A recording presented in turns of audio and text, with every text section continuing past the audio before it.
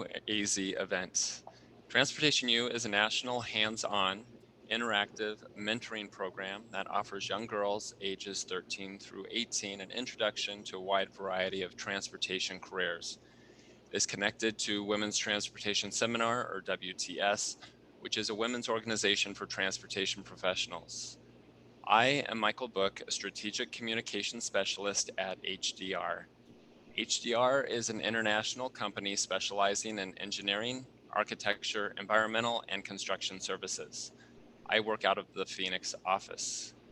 If you have any program or event questions, you can send me an email at michael.book@hdrinc.com. My email address is being placed in the chat right now. The event is also supported by Shelby Blashford, Engagement Specialist at WTS International, and Bree Balke, Community Relations Coordinator at Valley Metro. Before we get started, I would like to briefly discuss the Transportation U program. I am setting up either an online speaker or online facility tour each month throughout the school year. There is usually nothing scheduled for December or May and during the summer months. You can always stay connected to learn about upcoming events or recorded sessions by connecting on Facebook or Instagram using the keywords Transportation U AZ. Each June, Transportation U has an annual summit in Washington, D.C. In the past, the Arizona chapter has sent one program participant and paired them with a mentor to make the trip. I understand we have individuals, both female and male, attending from around the country for these Arizona chapter events. I welcome all of you and thank you for attending, but please note, only Transportation U AZ program, female, juniors or seniors in high school are eligible to be selected for the summit. The 2021 event will be dependent on the status of the COVID-19 pandemic. I will provide more details in early 2021. As I mentioned, there will not be a Transportation U AZ event in December. I am working on scheduling the events for the second half of the school year right now. And now for today's events. Dezbah Hatathli serves as Waymo's City Policy and Government Affairs Manager for the state of Arizona. After graduating from Dartmouth College with a BA in Anthropology, modified with Native American Studies, she worked as an archaeologist for the Navajo Nation, where she focused on infrastructure improvements to benefit the land and its people. From there, Des transitioned into a career in public safety, first as a crime scene specialist, then as a police, fire, EMS dispatcher in the Phoenix metro area. When Waymo, formerly the Google self-driving car project, began testing on public roads in Arizona in 2016, Des seized the opportunity to further continue her commitment to public safety and community service. She was an early Waymo team member, first on the operations side of the company before transitioning to the policy team. She is proud to play a role in bringing life-saving autonomous vehicle technology to the everyday lives of Arizona residents. Des lives in Gilbert, Arizona with her son, Brody. Dezbah, thank you for joining us today. Thank you very much, Michael. It's a pleasure to be here this morning. Hello, everybody. Thank you so much for tuning in today. I'm happy to be here with you, and we're going to chat a little bit about autonomous vehicles, and in particular, Waymo's work in the space. So as Michael mentioned, I come from the Navajo Nation. I grew up on the Navajo Nation and went to Dartmouth College to get my Bachelor's of Arts degree. Traditionally, we're supposed to introduce ourselves by clan, so I'm going to take that opportunity to do that with you here now. Dezbah Hatathli Yinishya, Tanaha Bismi Nishle, Ashishi, Bahish Bashichin, Tabaha Dashiche Ado, Ashihi Dashanale. Thank you, everybody, for being here with us this morning. So very briefly, we're going to talk a little bit about my journey and how I ended up at Waymo. As I mentioned before, I grew up on the Navajo Nation. It's a very remote area, although it does cover a significant amount of land base up in the Four Corners area. My father was raised in Chinle, Arizona, which is in the northeastern portion of Arizona, up at the Navajo Nation. And my mother's family was originally from Toldina, New Mexico. So if you're familiar with Navajo culture, Toldina is where the famous Two Gray Hills rugs come from. So both my parents are Navajo. I grew up on the Navajo reservation, and I actually lived in 10 different towns on the reservation. My father was a teacher and educator, so we spent a lot of time moving around. When I was growing up on the Navajo Nation, my goal when I was a junior high school and high school student was simply to get off the reservation. So I chose to attend Dartmouth College, which is in Hanover, New Hampshire, a couple thousand miles away from what everything that I had known and loved, and including my family and my culture. And it was a very big culture shock. But I think it was a goal of mine just to be able to challenge myself in those early years and experience life that was vastly different than what I had grown up and what I had known and what I was familiar and comfortable with. So I chose to go to Dartmouth College. I was initially interested in medicine and becoming a doctor. When I got to Dartmouth, I realized that I wanted to do more in a different area. And I did realize that academically it was a little challenging for me to move from a reservation school to an Ivy League school. So it definitely changed my career path. And since my culture and my history and my background had always been integral to who I was as a person, I decided to look at anthropology. And as a sophomore in college, I had an experience to where I could work as a field archaeologist in Canyon de Chelly, Arizona, which is where my grandmother's from, and be able to spend the summer doing archaeological survey, mapping, and artifact notifications and collecting. So it's a very unique experience. It definitely opened my eyes to the world of archaeology from the scientific point of view, but as an Indigenous person to the area and as a Navajo person, it really gave me the experience to be able to tell that part of the culture, that part of the story, and how we were interpreting what we were coming across. So it's a really great experience. It really did get me excited to be able to pursue a career in archaeology, which I was really thankful for. There's nothing more thrilling than to be able to walk in the ground, a pristine ground, and find an arrowhead or find rock art, which was something I was really excited about. So here's a couple of pictures of Canyon de Chelly and some of the rock art there. There's a lot of history and a lot of stories to tell. But I think what was really unique about my experience as an archaeologist was the fact that we were able to interpret the native and bring in the native point of view into what we're doing. But more importantly, when we were doing archaeology on the Navajo Nation, it meant that we were actually doing archaeology with a purpose.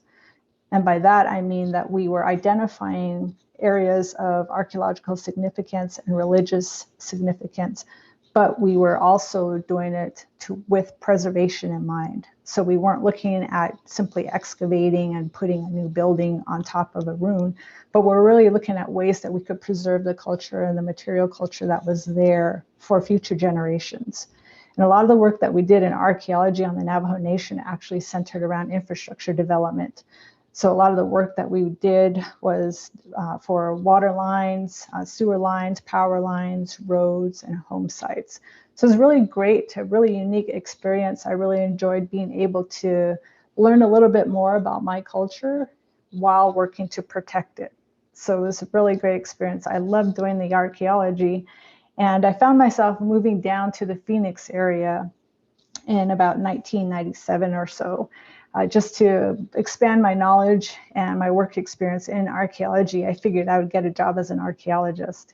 Well, that didn't really work out here in Phoenix. It's a different culture group. The ways that they were looking at doing archaeology in the valley is vastly different to where we were here in Arizona or in Phoenix, actually doing work for the purpose of development. So it was a little different. I wasn't really comfortable with doing that type of work here. But more importantly, I was really having a hard time getting hired as an archaeologist down here. So I found myself getting and putting applications just everywhere. And I actually got hired by a local police agency to work as their first ever crime scene specialist. Now, this was in the early 2000s. This was right when CSI was starting to come out and people were getting interested in forensic work. So I found myself in a unique position of being a person with more of an archaeological background, suddenly finding myself going to major crime scenes and processing it, much like I would have processed in a lot of ways an archaeological site. So we did a lot of photography, a lot of diagrams, which is something that we do in archaeology, a lot of trying to put the pieces together to complete a puzzle to find out exactly what happened, and to be able to do it in such a detailed way that when we had to go to court to testify, we were able to do so, and we had all of our methods in place for how we came to the determination of what had happened in those particular scenes. So it's a very unique experience. I really enjoyed the work. It was something that I would like to get back into at some point when I'm looking at maybe coming into retirement, as well as archaeology. I think my life goal at this point is to get to the point where I can retire, go back up to the Navajo Nation, and go back into archaeology. So how did I end up at Waymo with all this experience in other areas outside of autonomous vehicle technology? Well, like I said, I was working for a public safety agency. I had transitioned over to a dispatch role where I was taking 911 calls and dispatching police, fire, and EMS services. And it was something that I enjoyed doing. It was still in the realm of safety. And in this time when I was in this job, I found myself having to deal with a lot of emotions and a lot of work surrounding other people's misfortunes or unfortunate accidents and things that occur.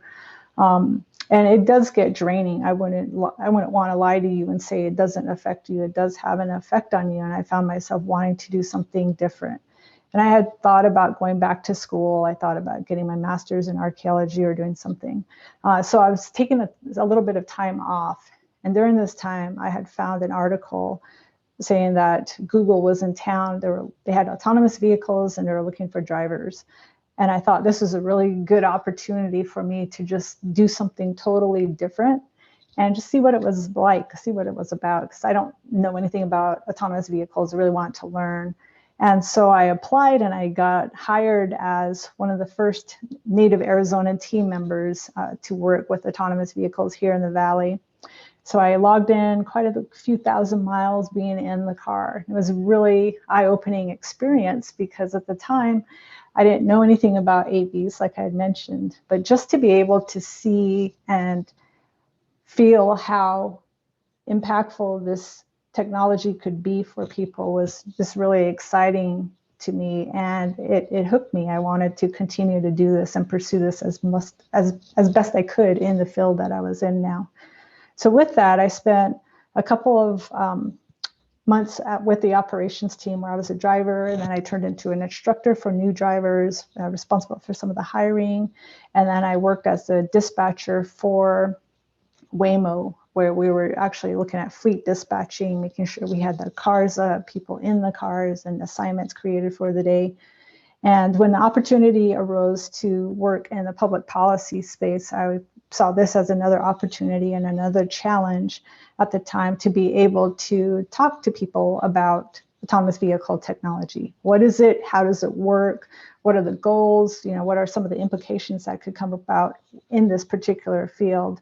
So I transitioned over to the policy team, and it's really given me a lot of insight into how the vehicles work, all the different types of questions that different people have about AV tech, and then talk a lot about the safety and some of the future applications of the technology to others. So with the policy position, I primarily work with local elected officials and city staff in the areas that we cruise, and also identify areas that we potentially want to cruise in. So here I work with the local mayors, the communications directors. Working with public safety is also very important because they have their own set of questions and concerns that they have on their end in dealing and interacting with autonomous vehicles.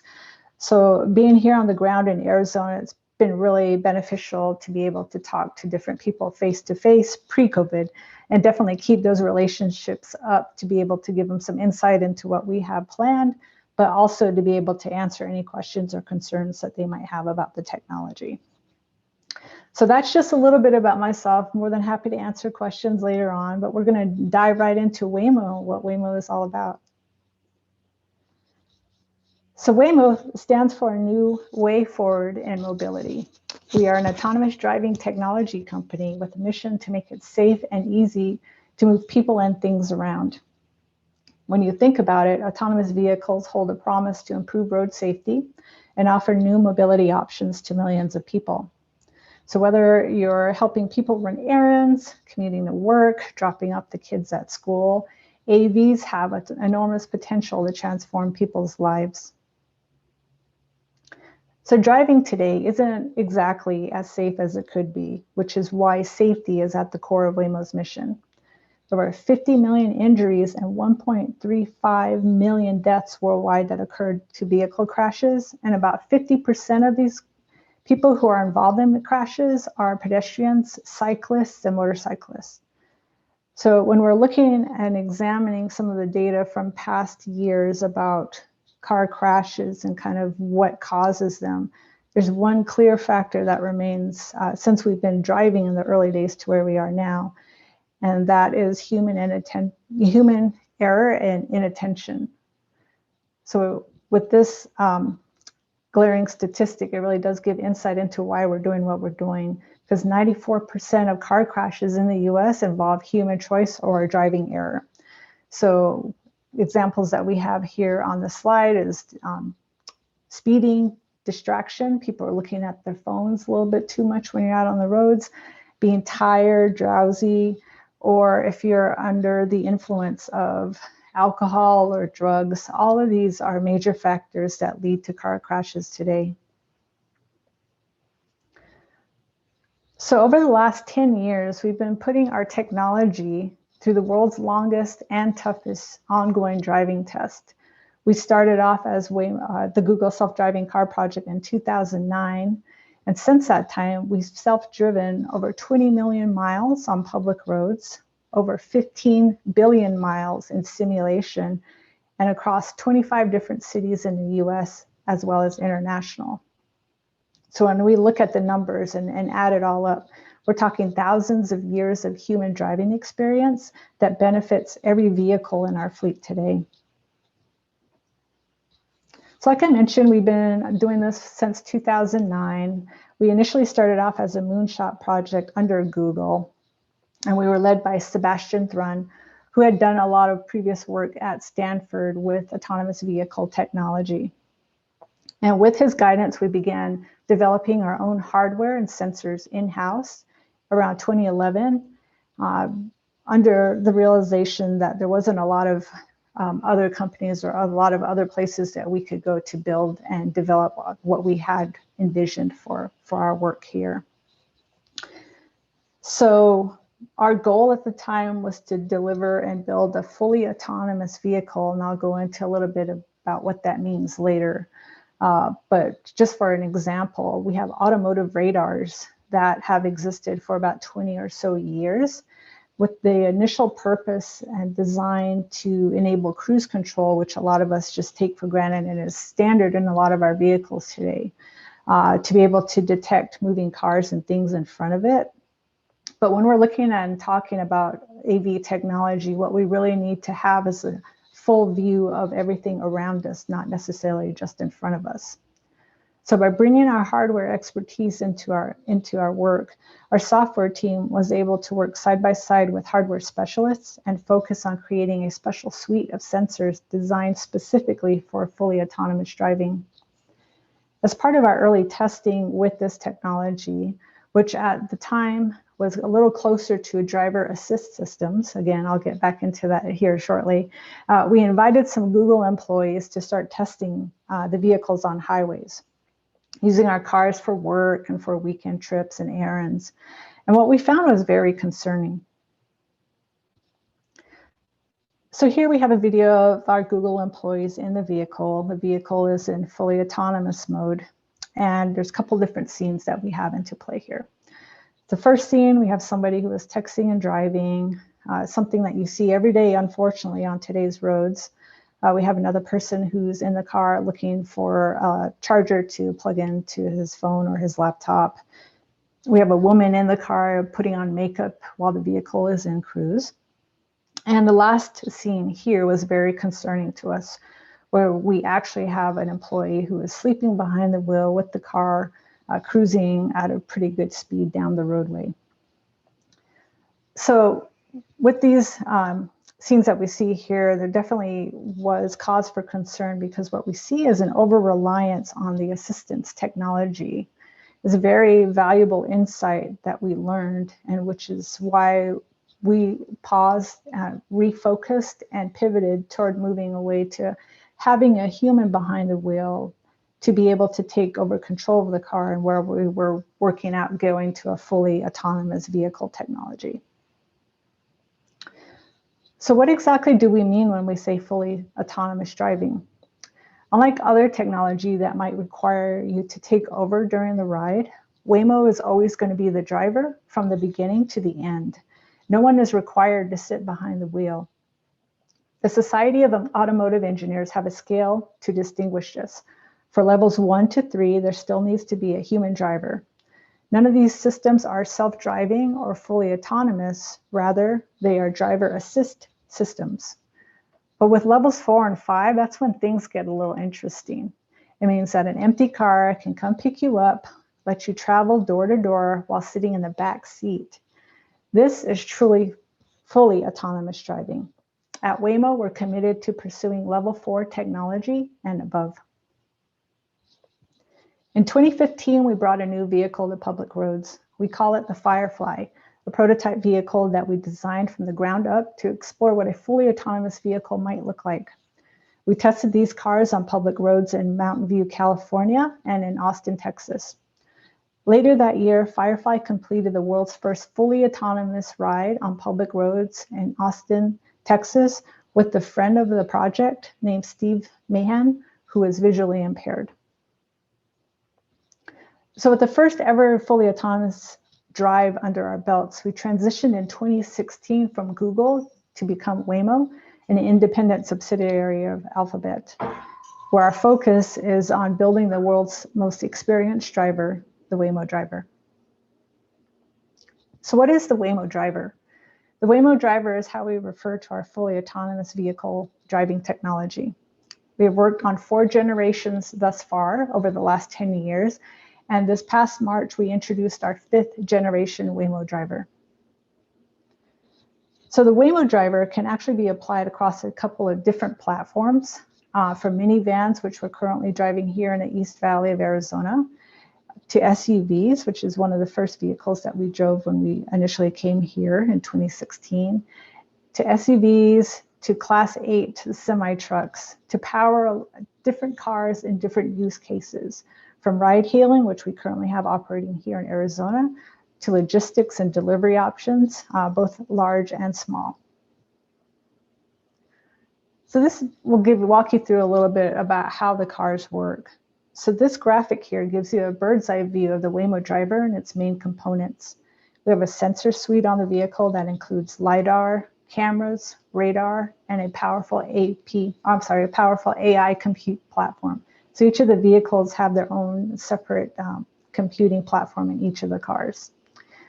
Each of the sensors have our latest 5th generation Wemo Driver, more powerful than the previous 4 generations, and are equipped with enhanced capabilities.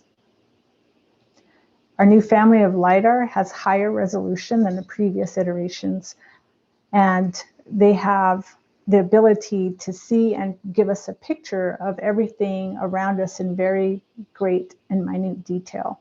So it can see the world in 3D, and I also can see in the dark of night. The vision system on the vehicles, with the newest iteration on our Jaguar I-Paces, for example, we have 29 cameras that give us that 360-degree view around us. With these cameras, we have a higher resolution of images and a greater perspective and depth of field of what we might be encountering on the roadways. And the cameras also overlap, so we don't have any blind spots. Unlike us as human drivers, if we're not able to see anything on the back sides or behind us, we're very limited in how we might respond, whereas our camera system can give us that fully view of everything that we see.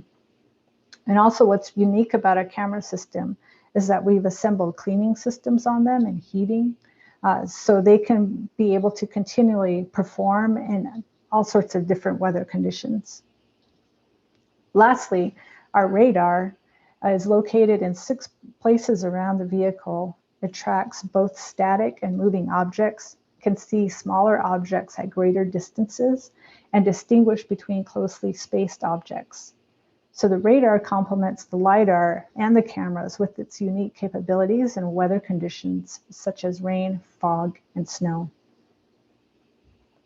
So when you put all of these sensors and hardware technologies together, this gives us a complete picture of the world around the vehicle in 360 degrees and enables us to navigate safely as we go along our trip. On the software side, AI has certainly been a game changer. Today, as you all realize, it touches every part of our system and who we are as people and helps us, and in particular with the AV technology, it helps us answer 4 key questions any driver has while they're driving on the road that they need to answer, whether you're driving a minivan or a Class A truck. To gain that context, our Waymo driver needs to be able to answer 4 questions. Where am I? What's around me? What will happen next? And what should I do? Before our cars can drive in any location, our team actually needs to go out and build a detailed 3D map that highlights information such as traffic lights, stop signs, crosswalks, speed bumps, speed dips, all of these road features that are integral to road safety and road management. So to answer where am I, we take these detailed maps, combine them with the live information that we get from our sensors in real time, so we can see what we know from the past and combine it with what we're seeing at the present. To answer what's around me, our sensors and software constantly looks for objects around the vehicle, such as pedestrians, cyclists, other vehicles, roadwork, obstructions, and it has to navigate around these areas and be able to identify correctly and be able to respond to them. So there's a lot of complexity that you have to work with.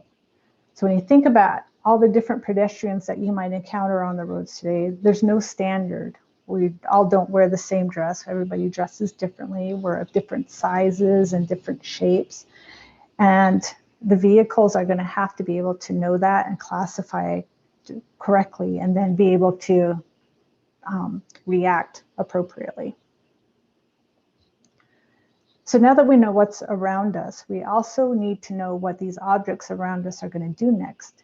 So the software predicts the movements of objects based on information such as speed and trajectory. That software then uses that information to predict the possible paths that other road users might take. So based on all of this information, the Wemo driver determines optimized trajectory, speed, lane, steering maneuvers to help us progress along this route safely. A deep understanding of the world is what helps us confidently handle these complex situations and manage rare and unusual situations that you might come across once or twice in a lifetime of driving. So the Wemo driver is currently applied across 2 main business applications. Wemo One, which is our ride-hailing service here in Phoenix, and Wemo Via, which is focused on all forms of commercial goods delivery, including trucking and local delivery. Let's look at Wemo One. So in April of 2017, we first invited members of the public here in the Phoenix metro area to experience the Wemo driver through our early rider program. The early rider program is a confidential research and development program where riders can test new features and share their thoughts and experiences directly with our team to help shape the future of driving. After a year and a half of learning from our early riders, we took the next big step towards our goal of shared mobility in 2018 by introducing our public service called Wemo One. And currently we serve thousands of active riders to get where they're going, whether it's to the grocery store, to school, to doctor's appointments, whatever you need. So how do I get a Waymo? It actually starts right on your phone where we have a Waymo app. It makes it easy to be able to hail a vehicle to come pick you up. You enter in your pickup spot, you enter in your destination. The Waymo application will then give you details of your ride, including ETA from pickup, the intended route it wants to take, as well as pricing. So once you're actually on your way in our vehicle, the in-car screens will show you what the vehicle is seeing along the way. So we begin by curating the types of objects we display, as well as how and when to highlight them. We want to be able to share what the Waymo driver is seeing and thinking without overriding riders with information. So for example, a passenger in the back seat might wonder why their vehicle is stopped. So here we highlight the crosswalk to tell passengers that there's a pedestrian coming. Like I mentioned before, we also showed trip details such as estimated time of arrivals. We'll give you an idea of what the price point will be for your ride. And if you should need assistance or have questions during your ride, you can actually call customer service. Rider support is available. You can tap the screen. There's also a button in the vehicle, and you can also access through your app to be able to chat with somebody in real time to get more information or clarification as you are on your journey. So here, let's take a look at what a fully self-driving car looks like and acts.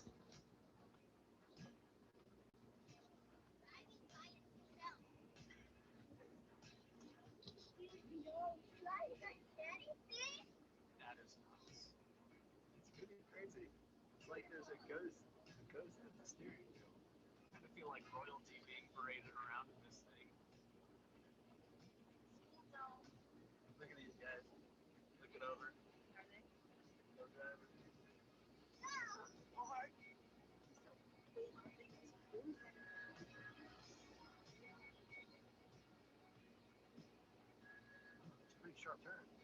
You made it pretty smoothly. Thank you. Do I say thank you? Here, we made it. I didn't have to drive.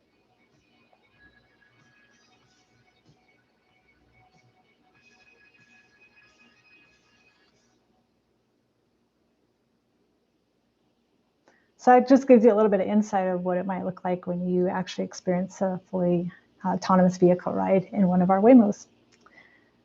So we're taking that experience that we've learned from our ride-hailing service and our R&D on the ride-hailing portion of the company, and we're actually implementing that experience on our delivery goods service. So with Waymo Via, we're actually looking at local delivery as well as long trucking haul delivery.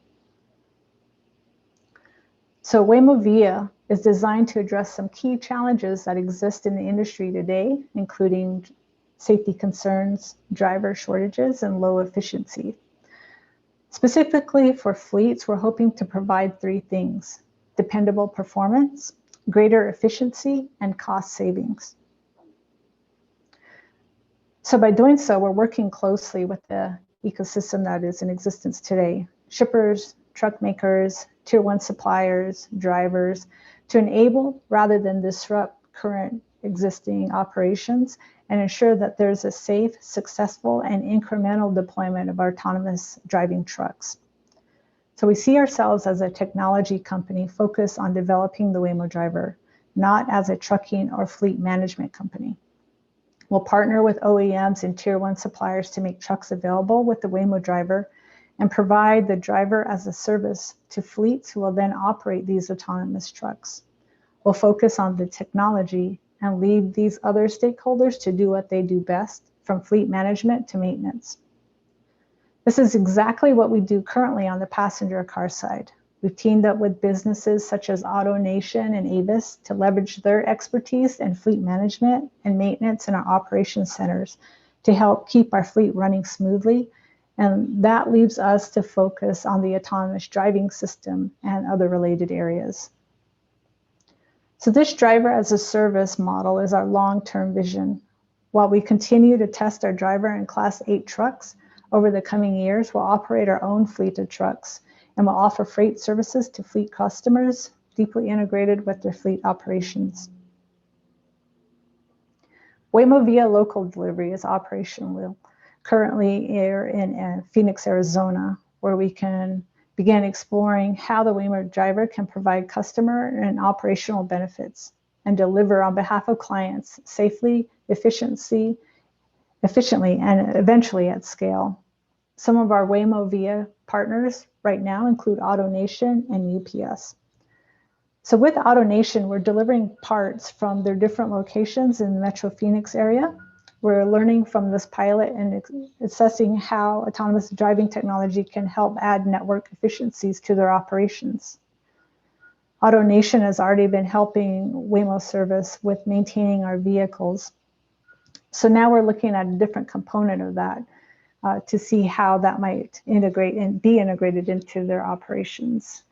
At some AutoNation locations, we also offer their customers a Waymo to get around. If they're at the location to get an oil change, they can actually use one of our vehicles to run errands while their vehicle is getting serviced. With our strategic partnership with UPS, our autonomous driving Pacifica minivans are shuttling packages from UPS stores to the main UPS hub in Tempe. Waymo Via local delivery is operational, as I mentioned, here in the Phoenix area. We're really excited to be able to see and learn from these smaller pilot partnerships and see as we continue to grow and scale how that'll lead to efficiencies with operations, but more importantly, how to address safety concerns as we're looking at putting our Wemo Driver out on the road. So in closing, I really want to say thank you all for being here with us today and for letting me share some insight and knowledge about autonomous vehicle driving with you all. And I'm more than happy to answer any questions that you might have. Thank you. Great, thank you, Dezbah. That was so impressive of what Waymo has been doing. I'm gonna want to watch this recording again, actually, just to take everything in. But yes, as she mentioned, if you have any questions right now, please either type them in the Q&A section and not the chat. If you'd like to ask a question directly to Dezbah, you can click at the bottom of the screen on participants and then click on the raise your hand option. Bree will then call your name and unmute you so you can talk, so you can ask your question. After your question has been asked and addressed, please click the raise your hand option again so your raised hand is removed. Go ahead and submit your questions now or raise your hand. Bree, do we have any questions? Here's one we have. What's a typical day like on the job? Well, are we talking COVID or pre-COVID?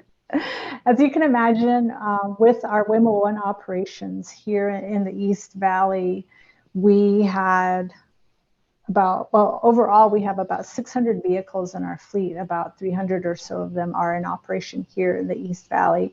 So pre-COVID, we had quite a number of vehicles that were out on the road servicing our Wemo One customers.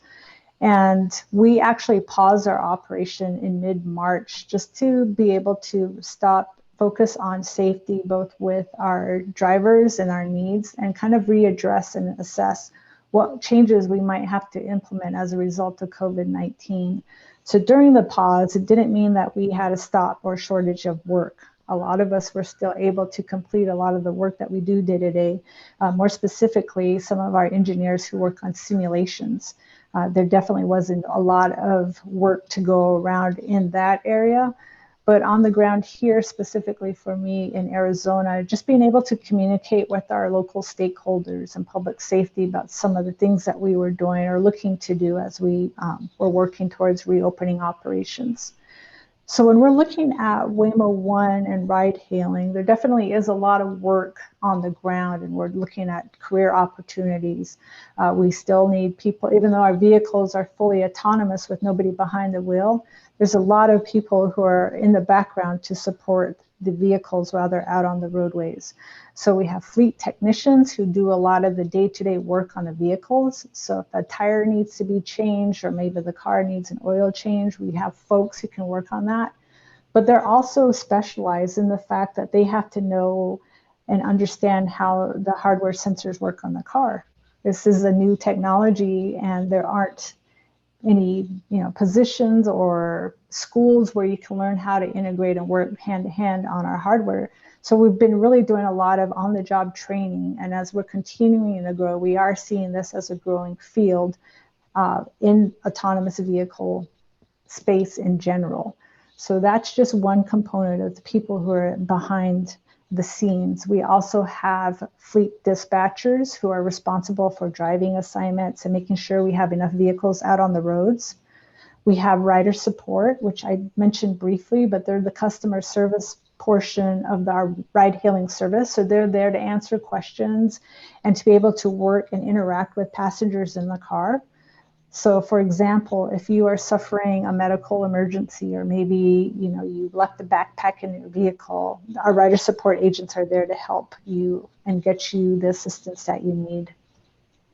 We also have another team on the ground called the remote assistance operators. And what these folks do is actually interact with the vehicle in a very limited way. So when we come across a dynamic situation where the car might come into active construction, the car is going to recognize what it should know in terms of the mapped area. We'll take into account some of the newer things and objects that it's seeing and experiencing, such as orange construction cones if there's a diversion in the roadway. And it'll ask a series of questions as it's approaching these types of situations. And our remote assistance folks will actually be able to access the vehicle's cameras and be able to validate what the car is seeing. So while they're not able to take over control of the vehicle at any time, they are there to help make sure that the car is addressing and validating everything the car is seeing. It's still ultimately up to the car to be able to make those decisions on what or how it needs to get out of there. But we do need folks on the ground to be able to support those types of operations as well. Speaking of that, what do you think people should go into if they're interested in working for Waymo? What type of educational paths do you think are probably better? Yeah, well, you know what the great thing about being involved with this newer emerging technology is the fact that there's no clear road path. I think what you find is a lot of us have different backgrounds and varied backgrounds. I shared a little bit about my professional experience with you all today, but we actually need and love having people with all sorts of diverse backgrounds and talents. We have a lot of folks who have come to us from the educations, who are former teachers, and who have helped us develop our instruction plan for our new hires. Definitely people at headquarters in California have the software engineering background, so they bring those talents that they have there. But I think the great thing about working with Waymo is that we look for everybody. Everybody is a unique person. They have their own personal and professional experiences. And as we're looking at growing this technology, there really is no roadmap. We're kind of creating one as we go along day to day, year to year. So I think that really puts us in a unique position to where if you have the drive and you're committed and you're really wanting to get into this technology, at this point, it's an open playing field. I think, if there's something that you're truly passionate about, then just go for it. Continue to excel in those areas, but also do so with an open mind to know that emerging technologies such as this are really not looking for somebody to fit into a particular mold. We're really looking at different insights, different creative ways that we can continue to push this technology forward. So what is the favorite part of your job? The favorite part of my job is definitely being able to interact with people. Pre-COVID, it was great to be able to have one of our Waymo vehicles with me. We go out and do an event, either a community event or a STEM-related event. Any kind of event, we would actually go out and have one of our vehicles, provide information, and to be able to interact with folks on a one-to-one basis to share the information we have about our technology and how it works, but then also to answer questions directly about how we got here, where do we plan to go. So that is definitely one of the fun things that I love about the job, is just being able to see people and talk to people about what we do and why we do it. So what if a vehicle gets stuck? Are you all able to remote control in and get the vehicle going again? Yeah, so like I mentioned, we do have a support team that kind of has eyes and ears on the vehicles at all times. They can definitely access the vehicle cameras and be able to validate what the car is seeing in dynamic situations. So the cars will put out a series of questions while they're out on the roadway. Our support teams will be able to get that notification that something is going on, or the car has a question, then be able to respond to that event accordingly. I think one thing that I didn't touch on that was kind of unique, and one thing that I should mention here, is the fact that our vehicles have external microphones on the outside of the vehicles. So in the event of an emergency vehicle coming, the car's audio will actually pick it up. With the long range sensor systems, it can identify where the sound is coming from and identify it correctly as an emergency vehicle. It's classified a little differently than it would be a regular car, because the car knows that it has to respond to the sound of the EV coming and know and figure out how it's going to appropriately respond as such. So when we get notifications that we're hearing or the car is detecting an emergency vehicle, our support teams will definitely kind of clue in on that car to see what's going on and to make sure that the car is recognizing and behaving appropriately. So rather than the car coming to a full stop, it'll definitely take into account what's around it. So if it has the ability to move over, it'll do so. If it does need to come to a full stop, it can do so, knowing that it can't block any intersections or any ways or projected paths of that emergency vehicle. So there's a lot of dynamic situations that the car has come across in the decade or so that we've been driving. And every time you think you kind of seen it all, something new will happen. And the car will have to take those experiences, learn from it, and then that's how the computing technology continues to evolve. It's always taking into account a lot of these newer scenarios that it gets into, and the hardware teams and the software teams in the background can also run the event in simulation, change the driving conditions, change the day of time the car might have been driving.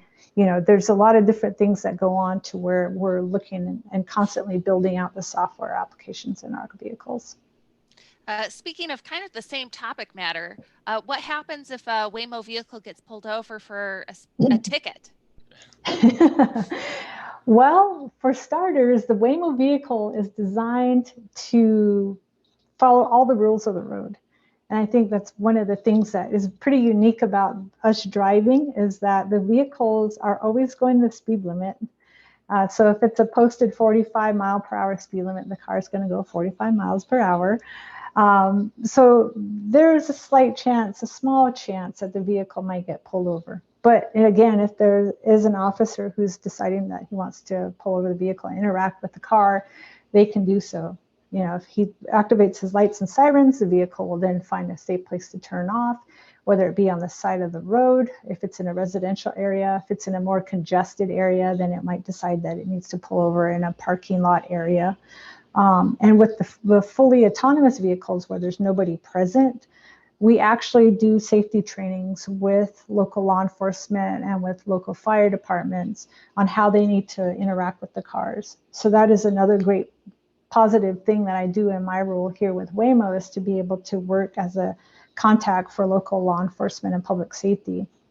Talk to them about what they need to do to interact with the car, in response to either getting a car pulled over or to a more severe collision.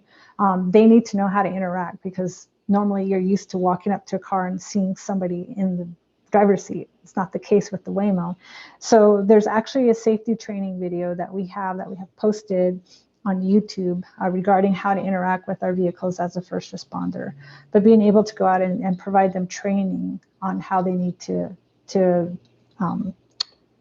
deactivate the cruising on the car, or if they have a real question about where do I find the registration, they can interact with our human agents behind the scenes.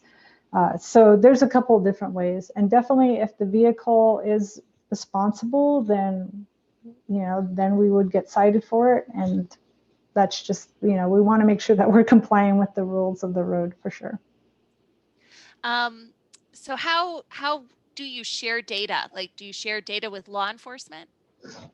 That's, we want to be mindful and respectful, because as you can imagine, with all the cameras and the vehicle and the amount of data that we are collecting with one given car at one particular time, at one particular day, there's a massive amount of data that the cars collect. And we realize there's a lot of implications for that. For one example, cities might be interested in to learn what the road conditions are like. And what better way to learn that than from a Waymo being on the road that can identify maybe changes such as a pothole or the sign being down in an area or traffic light being out. So there are implications, and I think we are looking at how we might be able to work with the cities on things like that. It's nothing that we've implemented thus far, but I mean, there's a lot of potential there. But when we're talking a little bit about data in regards to law enforcement, that definitely could impact the people who are using our service and writing. And I think what makes us unique is the fact that, as coming from Google, a lot of those safety and data and privacy concerns that have been built into Google's projects and products have kind of worked their way over to the Waymo side. So there's a lot of learnings, and we want to make sure that we're being very protective of people's data when they're writing and using our service, as well as the people who we might just encounter on the roadways. We do respect people's privacy. One of the big questions we get is whether or not we can recognize people's faces and be able to use the car as a crime buster to be able to, if we were walking on the road, can we identify you and report you to the police? No, we can't. We want to make sure that we're operating with people's privacy and data privacy in mind. That being said, there have been some opportunities where maybe our vehicle have been involved in collisions where the information that particular has for that particular incident is really important and could be potentially useful to law enforcement. So we do have a process to where law enforcement could get some of the data that we have available for their use as well. So another question we have is this technology taking longer to roll out than the company expected? And how much does a Waymo cost? Sure. I think when we look back, Waymo, what was then Google, started off in 2009. That's a long time, 10 years or so with the development of AV technology. Can we actually get a car to move from A to B on its own? So when you look at it, 10 years for some folks seems like a lifetime. For some of us who are in the space, it doesn't seem like that long, because we've made so many strides to get where we are today. And without all of those learnings, we want to make sure that we're building a safe product. Again, we're going back to the whole safety aspect. We want to make sure that we're confident in the product that we're building and putting out on public roads, both with this testing aspect, but then also when we're looking at things like ride hailing and deliveries. So even though it might seem to be taking a long time to do it, Waymo is looking at it with safety being the top priority. We always want to keep people's safety, as well as the people who are working for the company's safety, in mind as we're continuing to roll this out. So we can be as patient as we need to be when we're looking at this.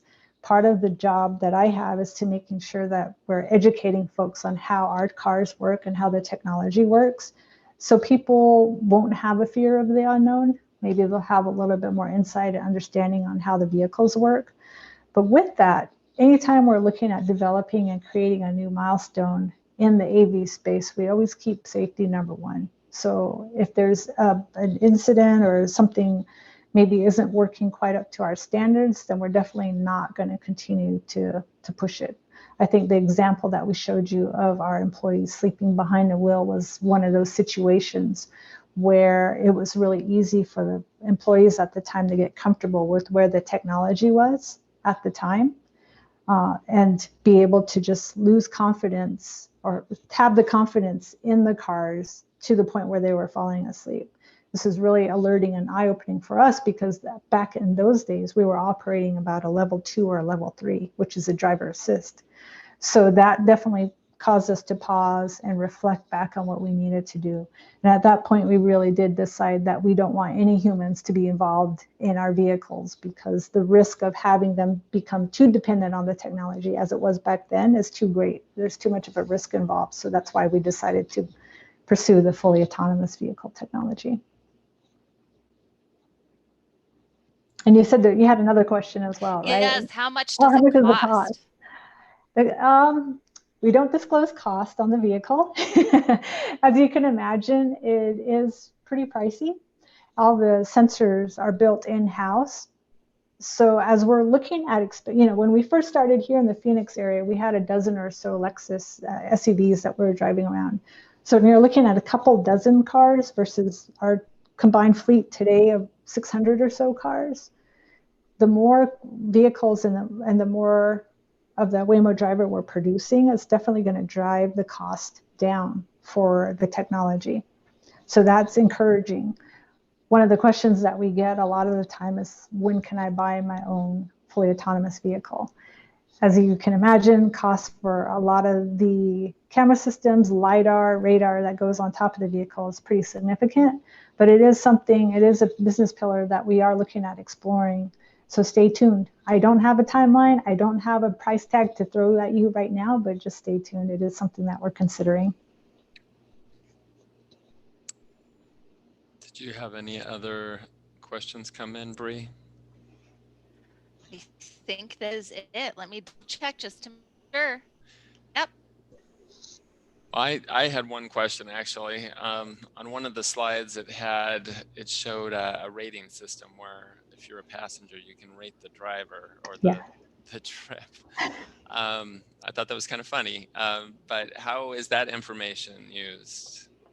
Yeah, so we have, I mentioned the early rider program for people who want to kind of help us test the technology. But if you're an actual Waymo One rider, how you ride, your impressions of your ride is still important to us. So we have a user experience team that takes the ratings, takes any comments and feedback that we get, and we're working to constantly improve the product. So, for example, you take a Waymo One ride and you think it's going to go down from your house to the store a particular path because that's the path you always take, right? I go this way to get to the store all the time.